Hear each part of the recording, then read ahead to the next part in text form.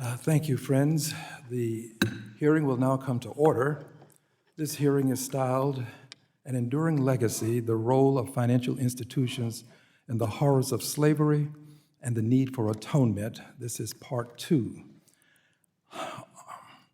Slavery is our nation's original sin and one of the most horrific crimes ever committed against humanity. It was an era in infamy spawned by centuries of societal evil. It was characterized by kidnapping, rape, murder, enslavement of babies, denial of education, and forced labor. It is my honor to convene this historic consequential second hearing to continue the examination of the role financial institutions played in the perpetuation of this horrific crime against humanity and the need for atonement.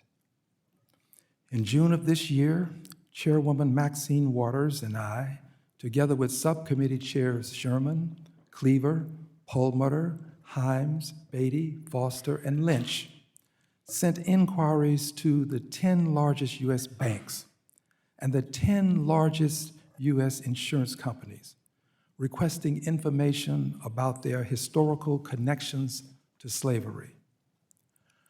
While a number of institutions had researched their history and provided the committee with findings, many of them had not, and certain of those had no intentions of doing so.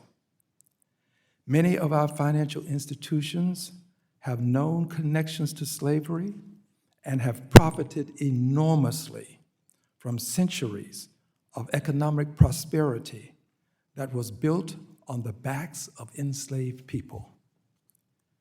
In today's dollars, these institutions have a collective value in the trillions. Today, we will examine the actual valuation of slave labor and its impacts on the U.S. economy, how the exploitation of enslaved people caused the U.S. economy to prosper while severely disadvantaging the descendants of enslaved people throughout generations. Our institutions that profited and perpetually benefited from slavery and how they might atone for this history will also be examined. Ours is a great nation that will be a greater nation when we atone for our seminal sin, the crime against humanity known as slavery. And in the course of today's hearing, I will examine one other aspect of it, and it is something that I call a perfect victim, a perfect victim. I will now yield to the ranking member for 5 minutes, Ms. Wagner, who is my friend, for her opening statement.